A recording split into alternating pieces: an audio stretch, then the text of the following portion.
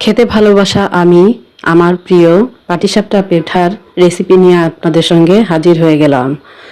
তো প্রথমেই দেখতে পেলেন আমি দুধটাকে খুব ঘন করে জাল দিয়ে নিলাম এবং এই দুধটা যতটা সুন্দর করে জাল করা হবে এবং ঘন হবে, মেন কথা হচ্ছে আপনার পাটিসাপটার ভিতরের পুরটা যতটা মজা হবে পাটিসাপটা পিঠাটা খেতে ঠিক ততটাই মজা হবে।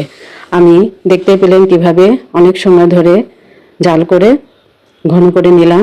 আর এদিকে আমি ময়দা, চালের গুঁড়া আর গুড় দিয়ে পাটিসাপটা পিঠার ব্যাটারটা তৈরি করে নিলাম। এভাবে সব কিছু রেডি করে নিয়ে তারপরে আমি শুরু করে দিলাম পাটিসাপটা পিঠা বানানোর প্রস্তুতি।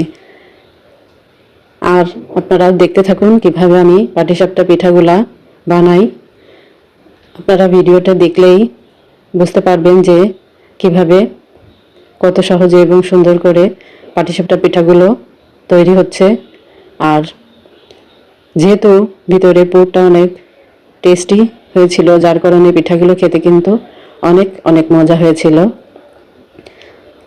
আমার পাটিসাপটা পিঠা কিন্তু একটা দেখতে দেখতে বানানো হয়ে গেল। আমি আরও একটা পিঠা বানিয়ে দেখিয়ে দিচ্ছি। এভাবে ফ্রাই প্যানে ব্যাটারটা দিয়ে আস্তে আস্তে ঘোরালেই পুরো ফ্রাই প্যান জুড়ে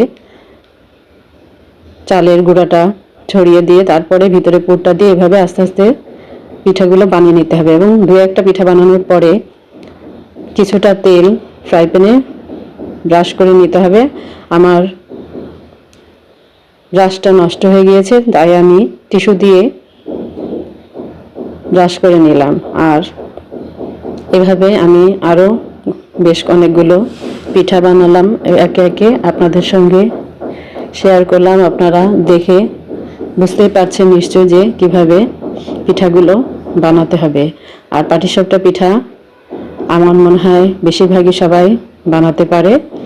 তারপরেও আমার কাছে মনে হলো যারা নতুন পারে না তাদের জন্যই মূলত আমার এই ভিডিওটা, এই পিঠার রেসিপিটা শেয়ার করা।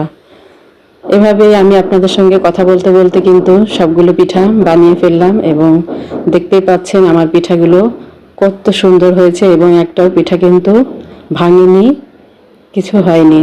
তো সবার ভালো লাগলে আপনারা সব রেসিপি দেখে বাসায় বানানোর চেষ্টা করবেন এবং খেয়ে আমাকে কমেন্ট করে জানিয়ে যাবেন যে আপনাদের পিঠাগুলো কেমন হয়েছিল।